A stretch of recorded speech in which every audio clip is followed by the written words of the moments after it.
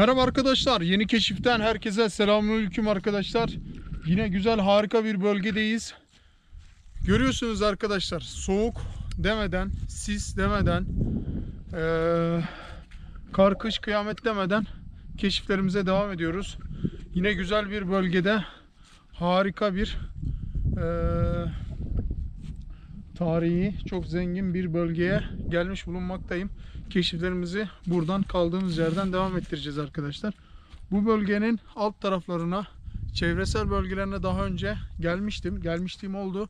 Ama şu an içinde bulunmuş olduğum kısma daha keşif olarak ayak basmak nasip olmamıştı. Nasip bugüneymiş diyoruz arkadaşlar.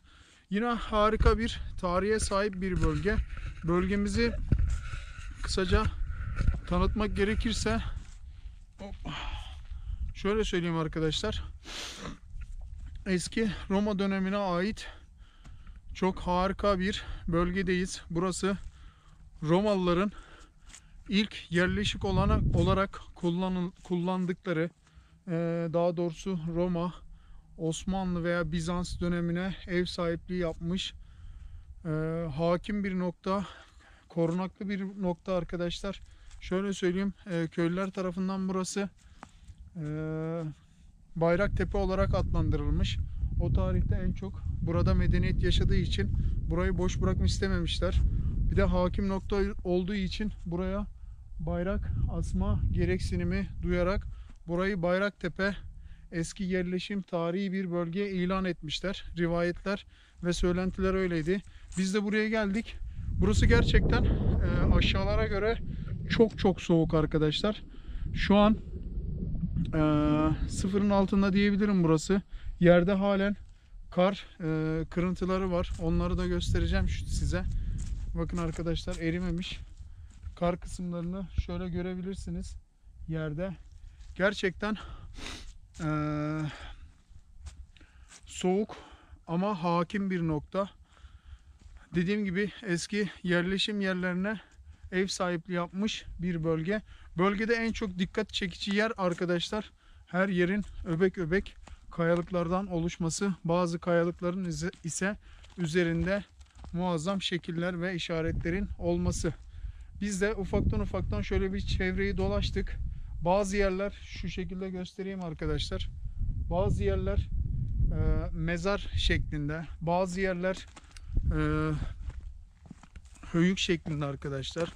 Bazı yerler böyle büyük toplanmış kayalar şeklinde. Bakın burada bir su birikintisi kısmı var. Şurada bir aynı şekilde biriktirilmiş bir kısım var arkadaşlar. Yine yukarılarda işaretlerimiz var. Şöyle şeyimizi çevirelim, kameramızı daha net bir açıdan görme şansımız olsun. Burayı sık sık ziyaret eden arkadaşlarımız var. Burada şu kısımda ateş yakmışlar. Belli zaten. Kayayı çatlatmışlar ateşte. Şurası bakın arkadaşlar, bayrak direği. Yakın çevredeki köylüler tarafından burası sahiplenmiş ve bayraklanmış. Yerdeki kar kalıntıları arkadaşlar halen soğuğunu koruyor. Buraya çıkar çıkmaz nefesimiz açıldı. Evet. Bu da bayrak direğimiz arkadaşlar. Ama çok şiddetli rüzgar estiği için büyük ihtimalle bayrak parçalanmış ve oradan artık yok olmuş. Tabii köylüler de bunları dikkate alamamış. Bakın bu kayanın üzerinde taş var. Çapraz işareti var. Evet.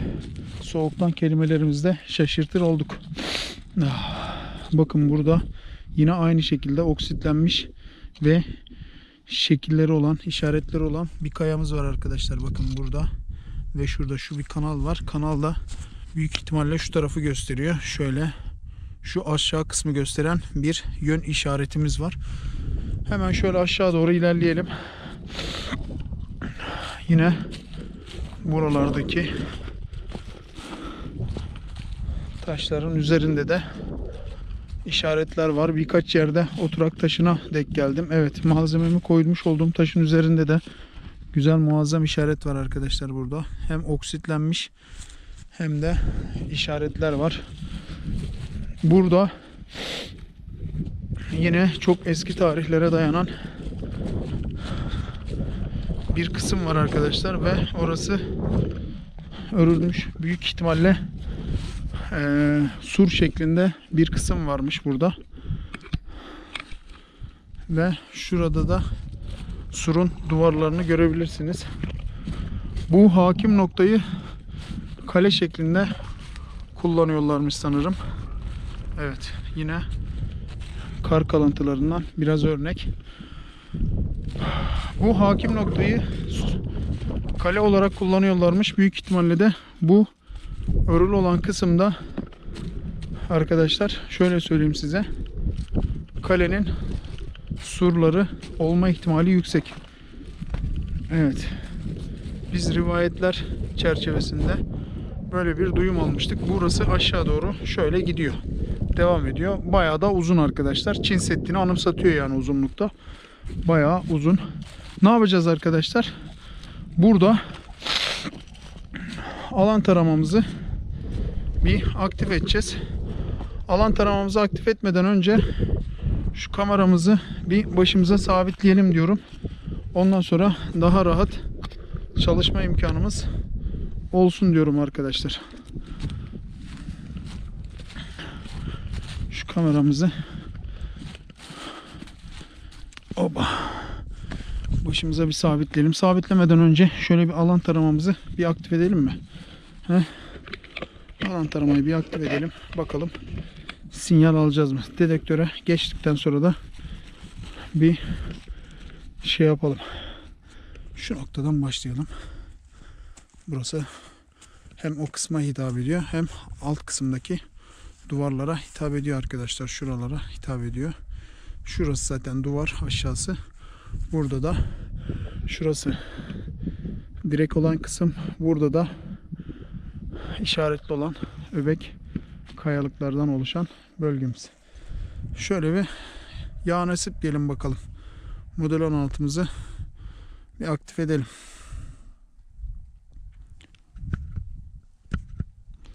Evet. Model 16 aktif arkadaşlar. İşaretsel olarak sinyal alma aşamasında. Büyük ihtimalle şu yönde bir sinyal aldık. Bakalım, yavaş yavaş gidelim.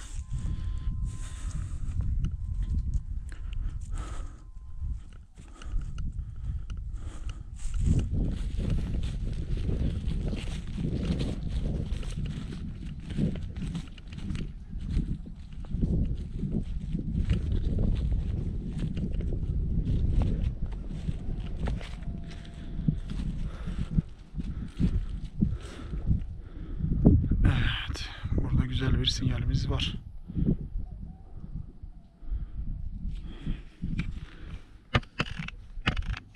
Oksite bakalım.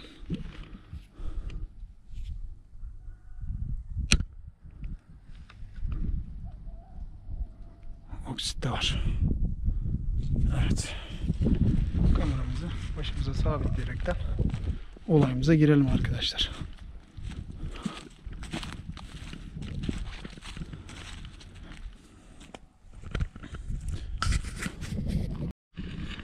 Evet arkadaşlar, kameramızı başımıza sabitleyelim.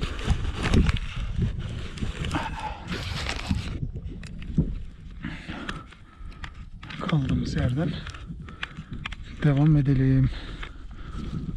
Alan taramamızı aktif ettik. Şimdi dedektörümüzde sinyallerimize bakacağız.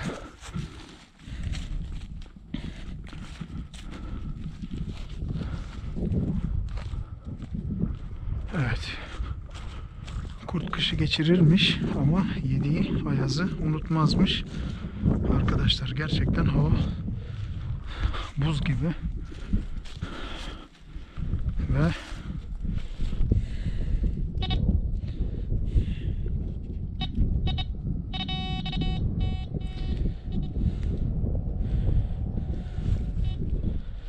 Şöyle bir topraklama yapalım bakalım.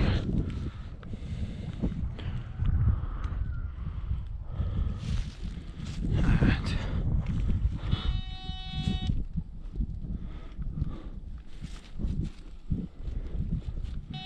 Alan taramanın sinyal aldığı yer arkadaşlar.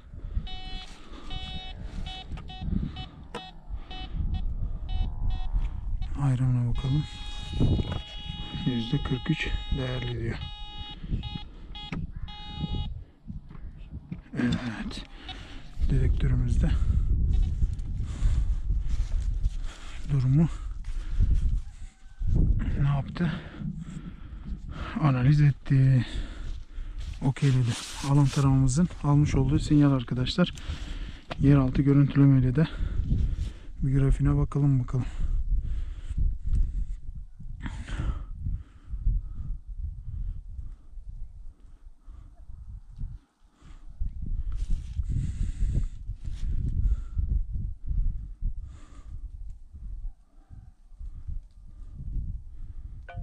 Evet. 3B tarama diyelim.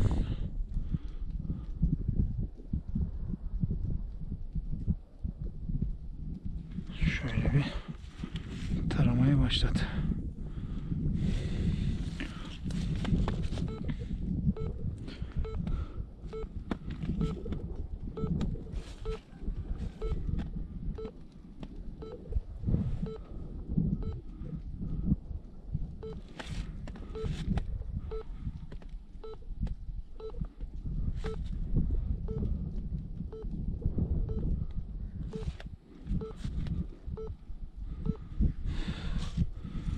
Evet.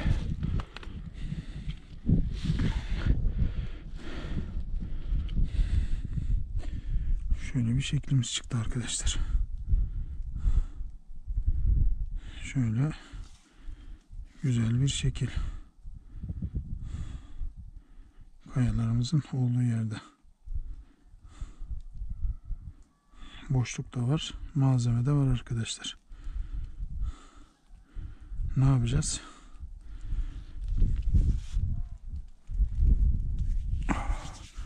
Pointer kısmıyla bir bakalım.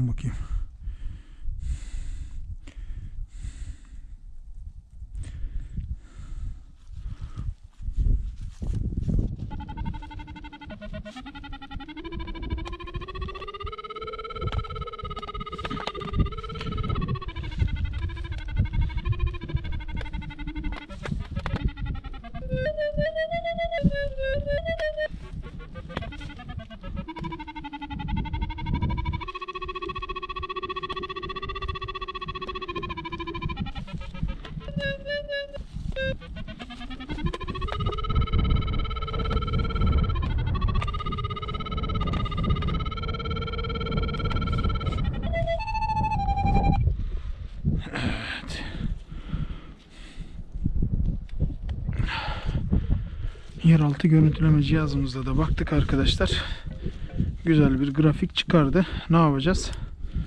Buradaki çalışmalarımızı şöyle güzelce bir devam ettireceğiz. Şöyle bir yeraltı görüntülememizi alalım. Güvenli bir noktaya.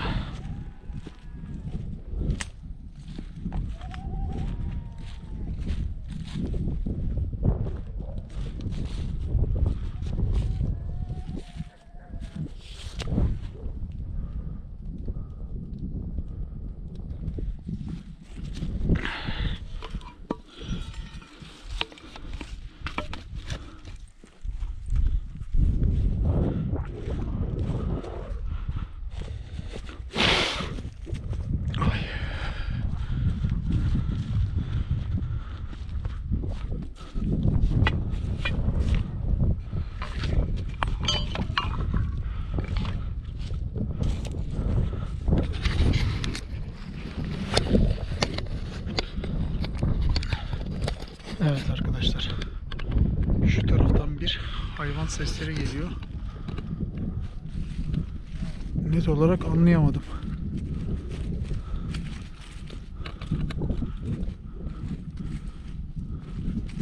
Bu avı da çobanın çıkma ihtimali var mı?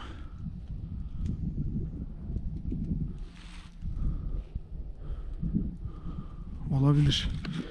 Evet. Hayvan sesi ama tam da hayvan gibi durmuyor arkadaşlar. Öyle söyleyeyim size.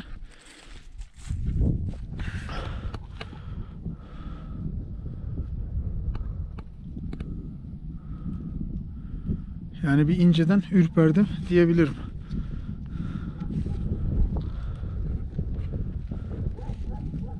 Evet, buradan köpek sesi geliyor. Aşağıdan. Buradan da bir çeşit hayvan sesi geliyor arkadaşlar. Gerçekten bir çoban topluluğuna ait olduğunu düşünmüyorum. Çünkü acayip ürpertici bir ses. Şu kısımda köpek. Ama şu ses şekil şurada sanki bir domuz sürüsü.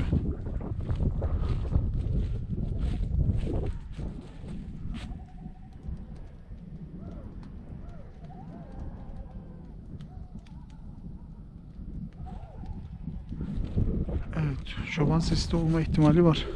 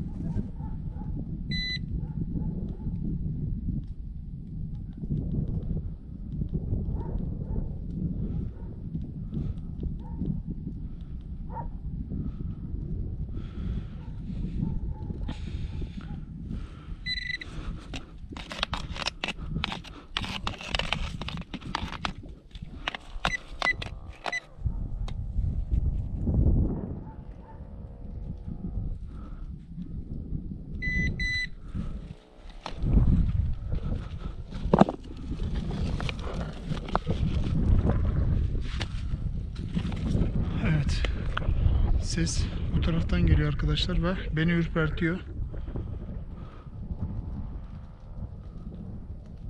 O yüzden durmadan oraya dikkat kesiyorum.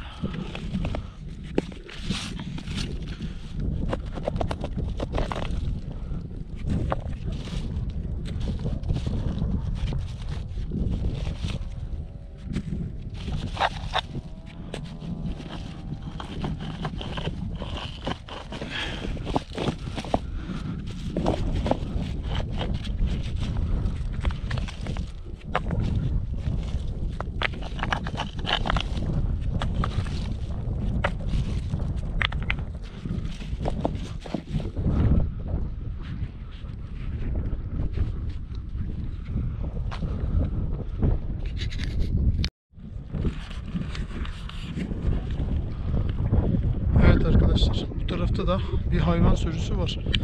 Durmadan ses geliyor ve beni ürpertiyor. Ben de bu tarafa bayağı bir dikkat çektim.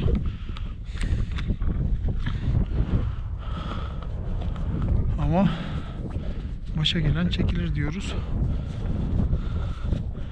Yapacak bir şey yok.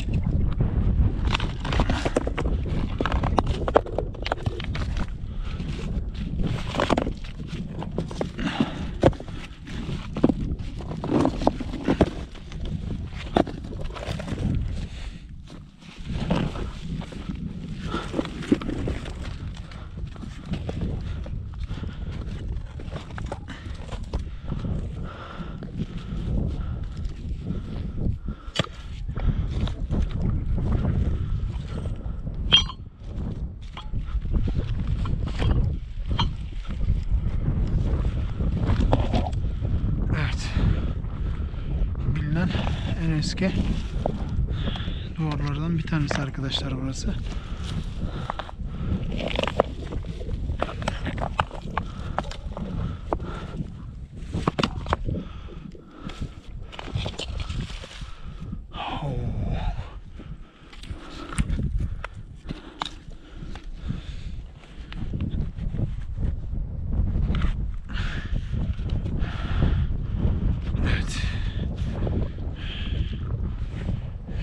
Şey çıktı arkadaşlar.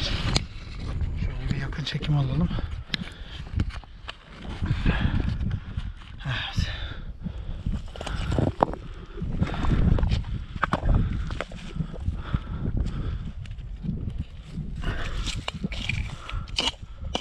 Oo.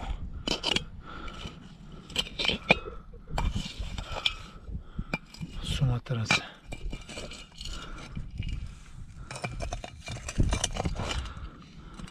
Evet arkadaşlar, surlarımızın içinden bir su matarası çıktı.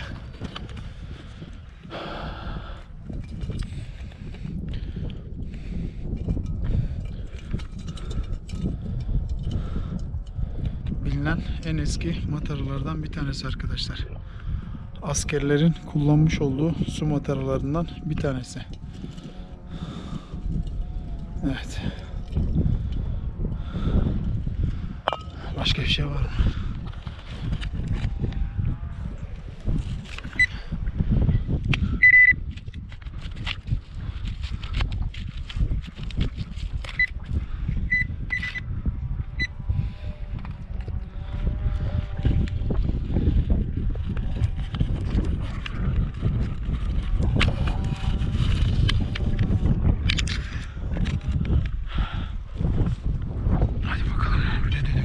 Bakalım.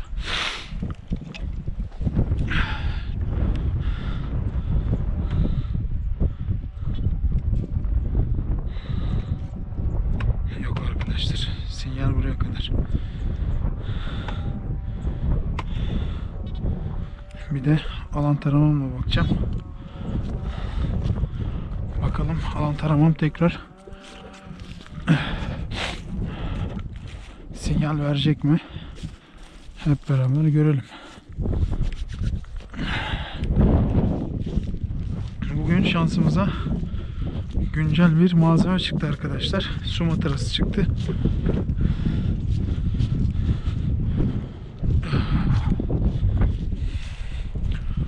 Bakalım.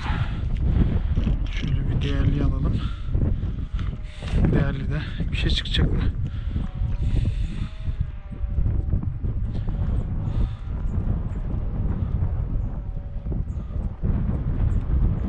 Evet arkadaşlar. Sinyal buraya kadar. Oksiti alalım bakayım.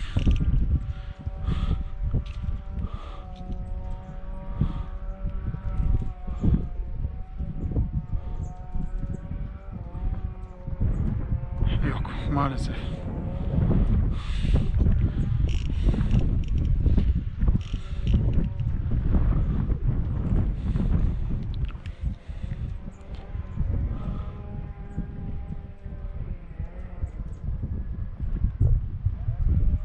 Aynen. Evet arkadaşlar.